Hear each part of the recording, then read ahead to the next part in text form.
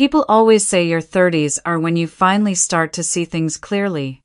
I used to think that meant career goals or knowing your worth at a dinner table. I had no idea it meant learning to read the man sleeping beside you like a document you'd signed without fully reviewing. It was the Saturday of my 30th birthday. My husband had insisted on throwing me a party. 40 guests, our backyard strung with warm Edison lights, the kind I'd pinned to a board on my phone 2 Christmases ago and never mentioned out loud. He noticed, he said. He always noticed, he said. My son was at my mother's house in Columbus. He was 8 years old and obsessed with building Lego cities on the living room floor, completely unbothered by the adult world rearranging itself without his knowledge. I had dropped him off the morning before the party, kissed the top of his head, and told him Daddy and I needed one grown-up night. He shrugged and asked if Grandma had the new Star Wars set. She did. He forgot I was leaving before I reached the car. I want to be very clear about this. My son was in Columbus the entire weekend. My mother was with him the entire time. I say this because what happened that night had nothing to do with him and everything to do with protecting him. The backyard looked beautiful. My sister had helped with the flowers, pale yellow ranunculus and white eucalyptus tucked into mason jars along the long folding tables. My husband stood near the grill with a beer in his hand, laughing with his college friends, easy and unhurried, the picture of a man who had nothing to hide and everything to celebrate. He wore the navy button-down I had bought him for Christmas. He had pressed it himself. I stood at the kitchen window watching him for a moment before I went outside. He caught my eye and grinned. There she is, he called out, and everyone turned, and I smiled the smile I had been practicing for 3 weeks. Not the soft one I gave him in the mornings, not the tired one I wore after long days of grading papers and answering emails from parents who thought their child's C was my personal failing. This was a different smile. Controlled. Prepared. The kind that cost something. 3 weeks before my birthday, I came home from school with a tension headache that had been building since second period. It was a Tuesday. My husband was supposed to be at a client presentation downtown until 6. I had the house to myself for 2 hours, which felt like a gift. I changed out of my work clothes, made tea I didn't finish, and sat down at the kitchen table with every intention of doing nothing. That's when I noticed the laptop sitting open on the counter. His laptop. He always took it to work. He was particular about it, borderline possessive, the kind of careful that had always struck me as slightly odd for someone whose job was mostly phone calls and spreadsheets. I don't know what made me look. I would like to say it was intuition, some deep animal part of me that had been paying attention longer than I had. Maybe it was just proximity. Either way, I looked. The browser was open to a financial services portal I recognized, the same one we used for our joint savings account. But the page he had been on was different. It was a beneficiary update form. The account in question was my life insurance policy, the one my father had helped me set up before he passed. My name at the top. My policy number. And in the beneficiary field, partially filled in, not my son's name, not my mother's name. A name I didn't recognize. I stared at it until the screensaver kicked in and the page went dark. Then I sat very still for a long time. I did not cry. I did not call anyone. I went to the bathroom, splashed cold water on my face, and looked at myself in the mirror for a full minute. Then I went back to the kitchen, took a photograph of the screen before it had fully dimmed, reopened the laptop, and memorized every detail on the page. The name on the beneficiary line was Dana Fowler. I knew who Dana Fowler was. She was my husband's coworker.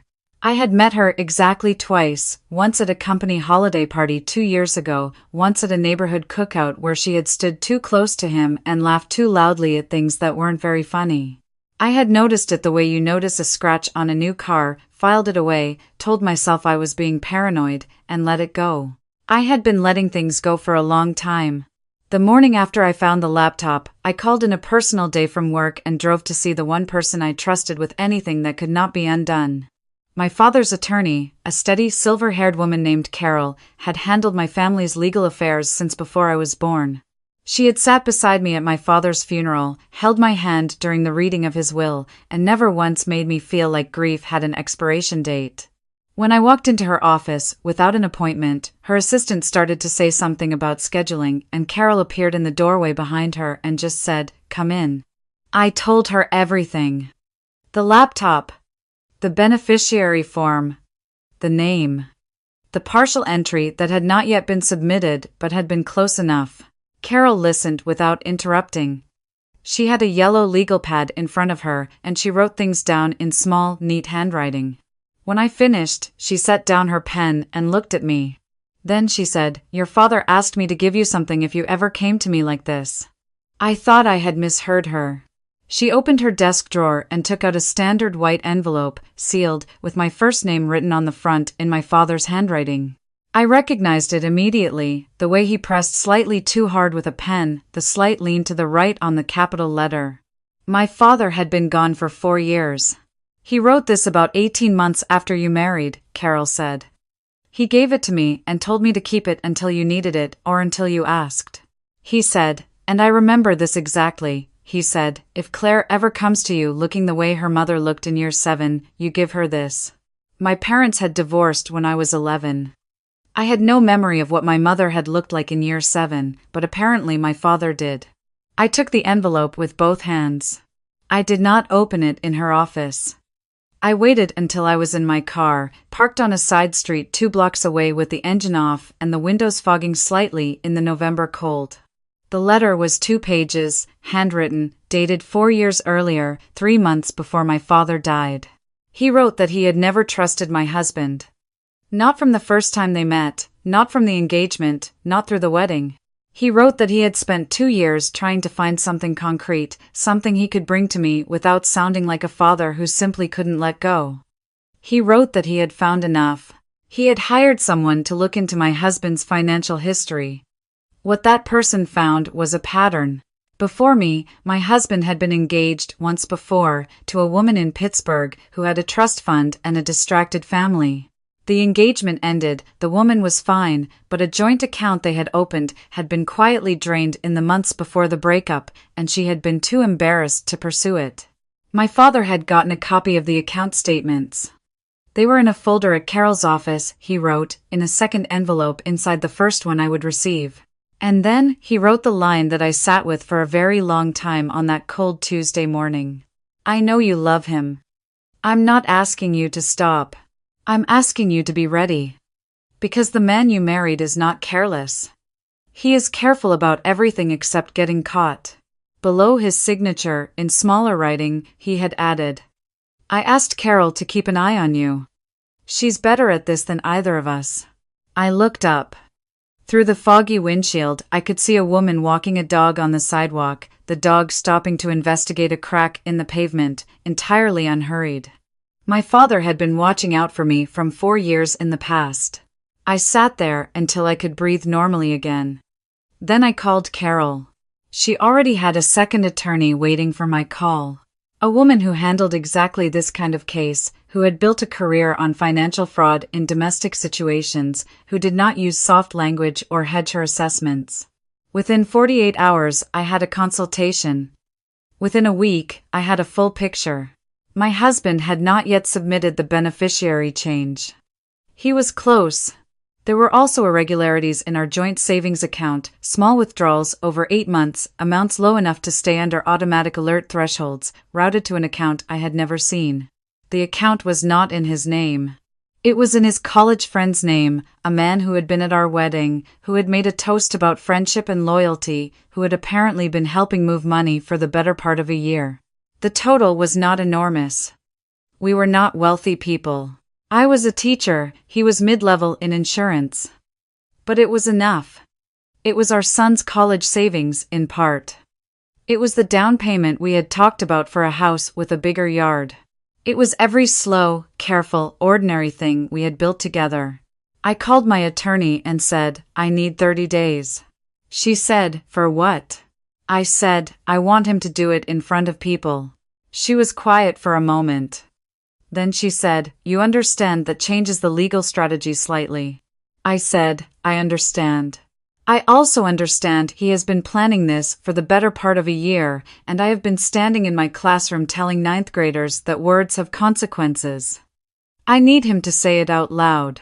I need everyone who has eaten at our table and believed in this marriage to hear it from him." She paused again. Then she said, "All right. But you call me the second it happens." I said, "I'll have her on speaker." My husband had scheduled a toast for the birthday party. He told me this with the easy confidence of a man who had no idea the ground beneath him had already shifted. He said he had been working on it for a week. He said it was going to be something I'd remember for the rest of my life. I told him I couldn't wait. The party began at 6. By 7:30, the food was out and the backyard was warm with noise and citronella and the particular hum of people who are comfortable together. My sister stood near the drink table and gave me a look every 20 minutes that I returned with a small nod. She knew some of it. Not all of it, she knew enough to stay close. He waited until 8 o'clock. The sky had gone dark and the Edison lights were doing their job. Someone handed me a glass of Prosecco and I held it without drinking. My husband tapped the side of his glass with a fork. The conversation fell in the way it does at parties, by section, like dominoes. People turned. Faces caught the light. He cleared his throat. He smiled the way he smiled in photographs, wide and practiced. He looked at me across the table. He said, 30 years ago, the world got a little better and I got very lucky. He paused for effect, the way he always did, letting silence do work on his behalf. He said, I want to be honest tonight, the way you're only honest when you've been holding something for a long time. People smiled. Someone said, "Ah." My mother's friend put her hand on her chest. He said, the truth is, I have spent the last 4 years wondering when you were going to figure out that you were too good for this life, for this house, for this zip code. And for me. He laughed, and 4 or 5 people laughed with him, warm and slightly nervous, the way people laugh when a toast starts to go somewhere unexpected. He said, I think tonight, at 30, you finally know your worth, and I think that's going to change things. I held his gaze for a long moment. Then I said, you're right, it is. I reached under the table and set my phone in the center, screen up, connected to the small Bluetooth speaker my sister had placed near the drink table an hour earlier at my request. I pressed play. The audio file was 11 minutes long. The first voice was his. The second was Dana's. I had not recorded it myself. One of the things Carol's investigator had found, without any instruction from me, was that my husband had a habit of leaving voice memos running on his phone when he was agitated. A nervous tic, the investigator noted, possibly started when he was in sales training and told to record his own pitches. He had 3 months of accidental recordings. Most were useless, 2 were not. In the first recording, he and Dana were in what sounded like a car. She was asking him when. He said after the birthday. She said, why wait?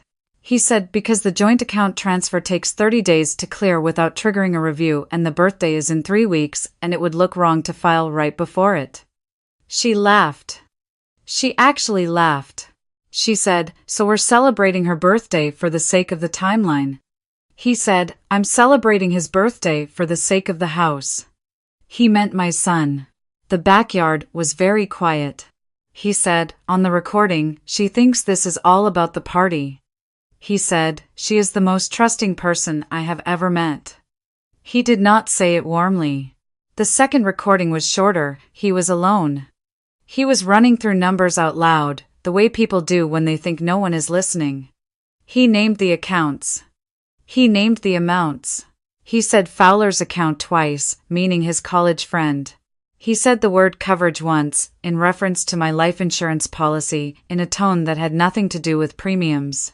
The recording ended. The backyard stayed quiet for another full second. Then my husband said my name. I looked at him. He said, turn it off. I said, I don't think I will. He pushed his chair back. He looked around at the faces watching him, the people who had brought birthday cards and bottles of wine and who were now holding very still in the warm October air. His college friend, the one with the account, was standing near the back fence. I watched him take one step toward the gate and then stop, because my sister had positioned herself there 20 minutes earlier without being asked, the way she always knew where to be. My husband said, this is not what it sounds like. I said, I know what it sounds like to you. I know what everything sounds like to you. I am done interpreting. I reached into the tote bag hanging on the back of my chair. I placed a manila envelope on the table in front of him. Inside were the divorce papers, already filed that Thursday, already registered with the county. Also inside was a separate document from my attorney outlining the financial fraud claim and the names of everyone involved, including his college friend, including Dana. He stared at the envelope. He didn't pick it up. I said, "The house is in my name. It has been since my father's estate transferred it 2 years ago, which you knew. The joint savings account has been frozen since Wednesday, which you did not know. The beneficiary change was never completed, which means the policy remains as it was, my son's name, as it has always been." Someone behind me made a sound that was not quite a word. I said, "I want you to know that I did not do this to embarrass you. I did this because you have been planning something in this house, in our son's home, and I am not willing to let my son grow up in a house where his father's voice on a recording sounds like that." He said my name again, differently this time, quieter. I said, "You told me once that I was too trusting to see what was right in front of me. I want you to know you were half right. I trusted you. But I was always looking." I stood up. I picked up my Prosecco glass and I drank from it for the first time all night. My sister came around from the back fence and stood beside me. My mother's friend started to cry, quietly, into a napkin. Somewhere, across the yard, someone had the presence of mind to set down their drink on the grass instead of the table. My husband did not leave immediately. He stood there for a moment, the way people stand when a floor has given out beneath them and they are still processing the geometry of falling. Then he picked up the envelope, he looked at it, he set it back down. Then he walked through the back gate, which my sister held open without expression, and he was gone. 40 minutes later, I received a text from my attorney that said simply, "Confirmed receipt of service." The guests did not know how to leave at first. A few people came to me. My mother's friend hugged me and didn't say anything useful but meant well. My neighbor, a quiet retired teacher who had been watching me since I moved in, squeezed my hand and said, "I always wondered about him." I said, "So did my father." She nodded, like that was enough. My sister helped me fold up the tables after midnight. We didn't talk much. At one point, she said, "Dad would have loved this." I said, "Dad planned half of it." She stopped folding and looked at me. I told her about the letter. She sat down on the back step and was quiet for a minute. Then she said, "Of course he did. Of course he absolutely did." We ordered pizza at 12:30. We ate it on the kitchen floor because every surface was covered in party cleanup. The weeks that followed were not peaceful. They were loud and bureaucratic and full of paperwork, the kind of practical grief that doesn't announce itself with tears but with phone calls and waiting rooms and forms that ask you to describe your marriage in checkboxes. My husband retained an attorney who sent a strongly worded letter suggesting the recordings were obtained illegally. Carol's office responded that they had not been obtained at all, that my husband had made them himself, that they were his own property, and that we were happy to discuss the financial fraud documentation at any time that was convenient for opposing counsel. We did not hear back for 11 days. Dana did not contact me. I had not expected her to. His college friend called once, from a number I didn't recognize, and left a voicemail that was 3 minutes of stammering and concluded with the phrase, "I just want you to know I feel terrible." I didn't call back. Feeling terrible was his to keep. My son came home from Columbus on Sunday. I had told my mother the broad strokes over the phone, carefully, the way you edit a story in real time, because you're not sure which parts will translate well. She had been quiet for a long moment and then said, "Your father tried to warn you." I said, "I know, Mom, he actually did." She cried then, which was the most honest thing she'd done with me in years. When my son walked in the front door with his backpack and a Lego set he had somehow convinced my mother to buy him, he looked around the house for a moment. He said, "Where's Dad's stuff?" I said, "Daddy is going to be staying somewhere else for a while," and we talked about that, the two of us sitting on the kitchen floor, which had apparently become my preferred place for hard conversations. He asked if it was because of the party. I said, yes. He thought about that. He asked if he did something wrong. I said, no. I said it clearly, without hedging, without the soft adult language that children see straight through. I said, nothing about this is because of you, and nothing about this will change the most important things. He nodded. He opened the Lego box and started sorting pieces by color, and I sat beside him and handed him the ones he needed. That was the part that stays with me. Not the recording, not the backyard, not the quiet satisfaction of watching my husband hold an envelope he never expected. It was sitting on the kitchen floor handing my son Lego pieces on a Sunday afternoon. That was what I had been protecting. That ordinary, irreplaceable hour. Months later, the legal process settled into its own rhythm.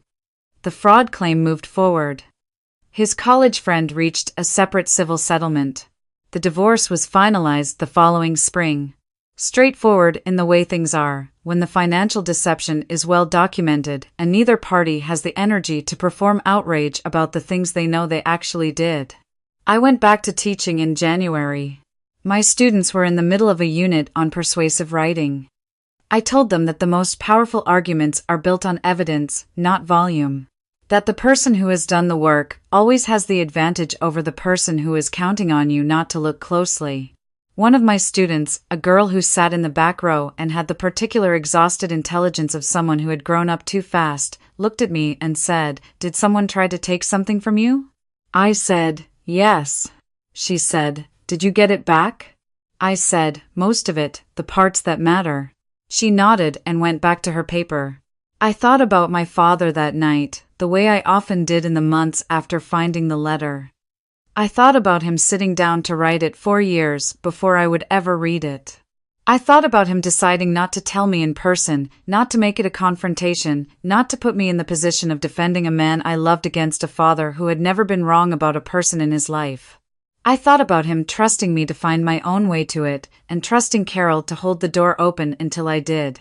There is a particular kind of love that does not announce itself. It does not send flowers or make speeches. It prepares in silence, positions things quietly, and trusts you to arrive when you're ready. My father was not a sentimental man. He used to say that sentiment was what you felt, and action was what you did, and one of them made a difference. He made a difference, 4 years after he was gone, from 2 pages of careful handwriting in a sealed envelope in a law office in Ohio. I have thought a lot about what I would tell someone who is standing where I was standing 3 years ago. Not the dramatic version of it, not the backyard or the recording. The Tuesday version. The kitchen window version. The woman standing at the sink in her work clothes watching a man laugh at a party, feeling the slow, sick feeling of something not being right, and having spent so long dismissing it that you've almost forgotten how to trust yourself. I would say, you are not paranoid for paying attention. I would say, the people who count on your kindness are counting on it to be the thing that stops you. It doesn't have to be. I would say, look at the documents, read what is in front of you. Ask Carol. Not every person has a Carol.